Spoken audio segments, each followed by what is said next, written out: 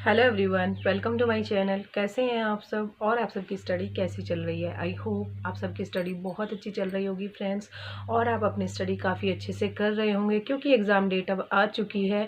अब ये question mind में नहीं है कि एग्ज़ाम कब होगा। अब तो जो माइंड में क्वेश्चन होने चाहिए, अब तो माइंड में कोई क्वेश्चन होने ही नहीं चाहिए एटलीस्ट, क्योंकि अब हमारा जो फोकस होना चाहिए ओनली एग्ज़ाम की प्रिपरेशन पर ही होना चाहिए। लेकिन जैसे ही एग्ज़ाम की डेट आ गई है, फिर और चीज़ें जो है वीडियोस रही हैं, जैसे एग्ज़ाम सेंटर्स कहाँ होंगे, एग्ज़ाम ज़िले में होगा या फिर कहाँ होगा, किस तरीके से एग्ज़ाम सेंटर्स जो है निर्धारित किए जाएंगे, या फिर एलटी ग्रेड और जीआईसी को लेकर भी बहुत सारी न्यूज़ चल रही हैं कि लोक सेवा आयोग ने जो अपना कैलेंडर जारी किया है, उस कैलेंडर में जीआईसी और एलटी के लिए जीआईसी लेक्चरर और एलटी ग्रेड के लिए कोई भी एग्ज़ाम डेट निर्धारित नहीं की है। वहाँ पर ओनली कुछ डेट्स जो हैं वो रिज़र्व रखी गई हैं और बोला गया है कि जो रिज़र्व डेट्स हैं उनमें ही एग्ज़ाम करा लिया जाएगा। लेकिन क्वेश्चन ये उठता है कि 2024 के कैलेंडर में भी लोक सेवा आयोग ने कुछ डेट्स रिज़र्व रखी थी और बोला गया था कि यहाँ पर जो रिज़र्व डेट है उनमें एग्ज़ाम करा लिया जाएगा।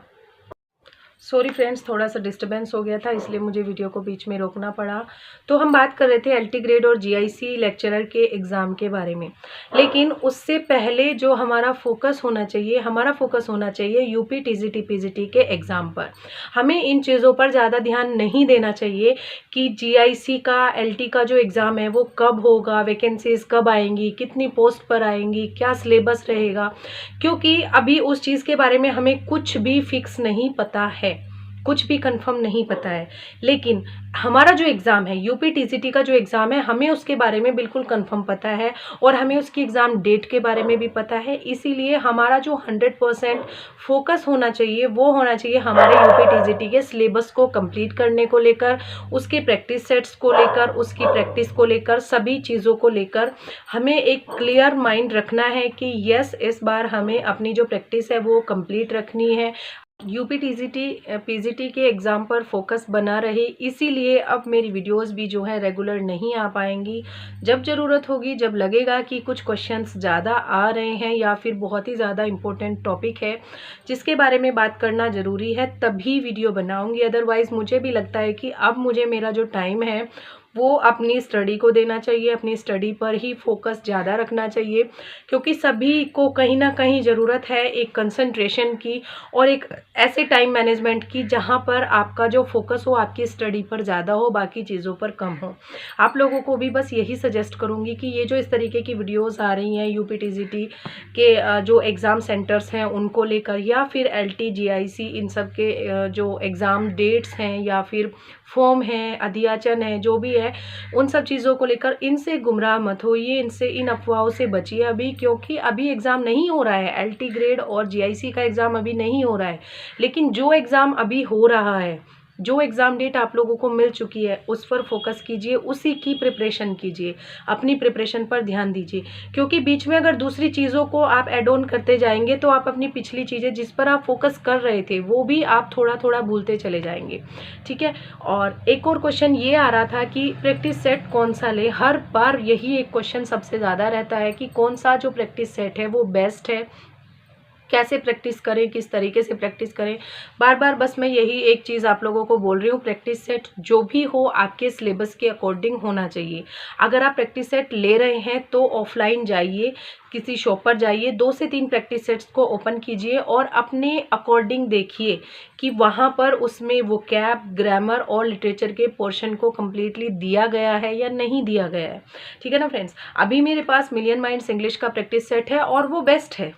वो बहुत अच्छे तरीके से सिलेबस को वहाँ पर डिवाइड करता है, वहाँ पर वोकैब को भी टाइम दिया गया है, जगह दी गई है, और ग्रामर को भी इक्वली डिस्ट्रीब्यूट किया गया है और लिटरेचर को भी। ठीक है। बाकी मैंने एसके अरोड़ा के प्रैक्टिस सेट सॉल्व किए हैं, वो भी प्रैक्टिस सेट्स अच्छे हैं जो कि बुक में दिए गए हैं। अलग से प्रैक्टिस सेट एसके अरोड़ा का आता है या नहीं आता है मुझे नहीं पता है। बाकी किसी और के प्रैक्टिस सेट्स अभी मैंने यूज़ नहीं किया है, लेकिन जो यूज़ किए हैं उन्हीं के बारे में मैं आप लोगों को बता सकती हूँ।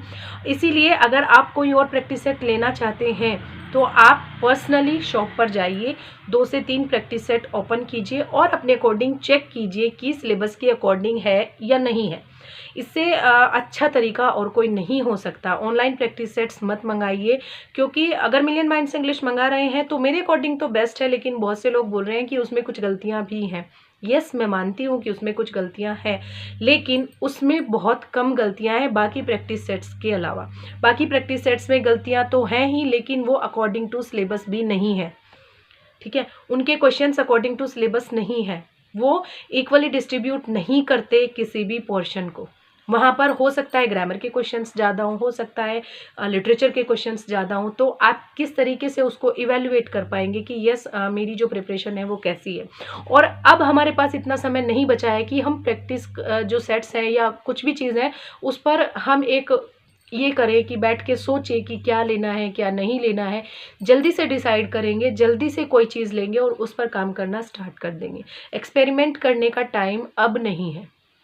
अब तक जो बुक्स आपने ले ली, जो चीज़ें आपने बना ली, नोट्स आपने बना लिए, जो कोचिंग पेड नोट्स या फिर पेड कोचिंग अगर आपने ली है, जो चीज़ भी आपने अब तक इकट्ठा किया है, अब टाइम है उन सब चीज़ों को आपको दोबारा से रिवाइज़ करने का, बार बार पढ़ने का। नई चीज़ें अब मत लेना, कोई भी बुक आप नई मत लेना, कोई भी नोट्स आप नए मत बनाना। ठीक है, अब आपका टाइम है जो चीज़ें आप पहले से पढ़ चुके हो उनको बार बार रिवाइज़ करने का। इतना टाइम है अभी हमारे पास कि हम सभी चीज़ों को 2 से 3 बार रिवाइज़ कर सकें। ठीक है, टाइम हम कितना देंगे ये हमारे ऊपर डिपेंड करता है। अगर हम वर्किंग हैं, अगर हम हाउसवाइफ हैं, तो हो सकता है हमारे पास टाइम कम हो, लेकिन अगर आप ओनली स्टूडेंट हैं, अगर आप कुछ और नहीं कर रहे हैं, ओनली डेडिकेटेड टू स्टडी हैं, तो आप ज़्यादा टाइम भी निकाल सकते हैं और आप अपनी स्टडी को अच्छे तरीके से मैनेज कर सकते हैं। ठीक है, मानती हूँ कि हाउसवाइफ्स को बच्चों के साथ, फैमिली के साथ प्रॉब्लम होती है, मुझे भी होती है, क्योंकि मैं खुद इन चीज़ों को फेस करती हूँ। इसीलिए मैं वीडियोज़ बना रही थी, मैं बता रही थी आप लोगों को कि मैं अपनी प्रिपरेशन कैसे करती हूँ, कैसे मैं टाइम मैनेज करती हूँ, किस तरीके से हम अपनी स्ट्रेटजी को प्रिपेयर कर सकते हैं, टाइम को मैनेज कर सकते हैं। ठीक है, और पहले बहुत सारी वीडियोस मैं बना चुकी हूँ, आप लोग देख सकते हैं अगर आपके पास टाइम है। ठीक है, और बाकी तो यही कहूँगी कि वीडियोस वगैरह में टाइम वेस्ट मत कीजिएगा। अब किसी भी तरीके से आपको टाइम वेस्ट नहीं करना है। ठीक है, प्रॉपर बस एक चीज़ यही है कि टाइम वेस्ट नहीं करना है। अगर आपके पास 10 से 20 मिनट का टाइम है, आधे घंटे का टाइम है, तो ये सोचिए ऐसा छोटा टॉपिक कौन सा है जिसको हम कंप्लीट कर सकते हैं। जैसे अगर आपके पास सपोज आपके पास 20 मिनट्स का टाइम है, तो आप कोई भी वो कैब उठाकर रिवाइज़ कर लीजिए। ठीक है, कोई भी एक टॉपिक उठाकर रिवाइज़ कर लीजिए। जैसे ग्रामर की प्रैक्टिस तो आप नहीं कर सकते इतनी जल्दी, आप उनके रूल्स जो है लर्न कर सकते हो, सॉरी। और अगर कोई भी एक प्ले आप उठा सकते हैं, उनके कैरेक्टर्स लर्न कर सकते हैं, उनके सोर्सेज लर्न कर सकते हैं, या फिर उनकी कोटेशन लर्न कर सकते हैं, रिवाइज़ कर सकते हैं। आपके पास नोट्स हैं तो आप 1 से 2 पेज रिवाइज़ कर सकते हैं अपने नोट्स के, जो भी नोट्स आपने बनाए हुए हैं। कोई भी एक लिटरेरी टर्म आप अपने माइंड में, या फिर कोई नोट्स अगर आपने बनाए हैं या फिर बुक है आपके पास, तो आप उसको रिवाइज़ कर सकते हैं। ज़रूरी नहीं है कि आप एक ही साथ 4 से 5 घंटे बैठें और उसको पढ़ते जाएं, पढ़ते जाएं, पढ़ते जाएं। उससे तो माइंड में भी कंसंट्रेशन नहीं हो पाएगी, क्योंकि लगातार जब हम बैठकर पढ़ते हैं तो माइंड भी कंसंट्रेट नहीं कर पाता। हमें चाहिए होता है कि हम 1 घंटा पढ़ें, थोड़ा सा ब्रेक लें, फिर उसके बाद पढ़ें। और हाउसवाइफ्स के साथ तो ऐसा ही है कि हम लगातार 2 से 3 घंटे पढ़ ही नहीं पाते। रात को अगर टाइम है तो रात को पढ़ सकते हैं, लेकिन उसके बजाय दिन में हम 2 से 3 घंटे एक साथ नहीं निकाल सकते। इसीलिए 1 घंटा निकालिए या आधा घंटा निकालिए, जो भी टॉपिक आपने प्रिपेयर किया, कंप्लीट किया, फिर आप बीच में गैप ले सकते हैं और गैप में आप अपने छोटे मोटे जो काम हैं वो निपटा सकते हैं। जैसे आप डिनर की प्रिपरेशन कर सकते हैं, लंच की प्रिपरेशन कर सकते हैं, और बाकी चीज़ें जो छोटे मोटे काम होते हैं वो निपटा सकते हैं। ठीक है, और इसी तरीके से आपकी प्रिपरेशन भी साथ ही साथ चलती रहेगी और साथ ही साथ आपका काम भी होता रहेगा, उस पर भी कोई इफेक्ट नहीं पड़ेगा। ठीक है ना फ्रेंड्स, तो यही थी आज की एडवाइस कि टाइम वेस्ट नहीं करना है। अब टाइम ऐसा नहीं है कि हम टाइम वेस्ट करें ये चीज़ें खोजने में कि कहाँ से पढ़े, कैसे पढ़े, क्या करें, कौन सा प्रैक्टिस सेट ले, कहाँ से नोट्स बनाए, पेड कोचिंग ले या ना ले, क्या करें क्या ना करें। ठीक है, नई चीज़ें बिल्कुल भी मत खरीदिए। जो लिमिटेड सोर्सेज आपके पास हैं आप उन्हीं से प्रिपेयर कीजिए। जो लिमिटेड सोर्सेज आप लोगों ने बनाए हैं आज तक 2022 से अब तक, जो भी लिमिटेड सोर्सेज आपके पास हैं, आप उन्हीं से प्रिपेयर कीजिए। वही आपके लिए बेस्ट है, क्योंकि वो आप पहले से पढ़ चुके हैं, वो आपके लिए फेमिलियर हैं। नई चीज़ें लेकर आएंगे, नई चीज़ों से पढ़ना स्टार्ट करेंगे तो उनको अडेप्ट करने में थोड़ा सा टाइम आप लोगों को लग जाएगा और फिर आप लोगों को थोड़ी सी परेशानी होगी नई चीज़ें पढ़ने में। इसीलिए जो भी चीज़ें आप पहले से पढ़ चुके हो उनको बार बार रिवाइज कीजिए, प्रैक्टिस कीजिए और अपना जो स्कोर है उसको बहुत ही अच्छे से बढ़ा लीजिए। ठीक है ना फ्रेंड्स? तो बस यही एडवाइस आप सब लोगों को देती हूँ कि टाइम वेस्ट बिल्कुल भी मत कीजिए। जितना भी टाइम मिले, भले ही वो 1 घंटा हो, भले ही वो 2 घंटे हो, भले ही वो 3 घंटे हो, उसको अपनी स्टडी को डेडिकेटेड कर दीजिए। तो आपकी स्टडी अच्छी हो जाएगी और कहीं ना कहीं आप अपना जो गोल है उसकी तरफ एक कदम आगे बढ़ जाएंगे। ठीक है ना फ्रेंड्स? तो चलिए मिलते हैं नेक्स्ट वीडियो में नेक्स्ट टॉपिक के साथ। तब तक के लिए thank you so much and best of luck for your preparation friends. अच्छे से अपनी स्टडी करते रहिए और अपना जो गोल है उसको अपने माइंड में रखकर अपनी स्टडी को बिल्कुल भी मत छोड़िए। So thank you so much.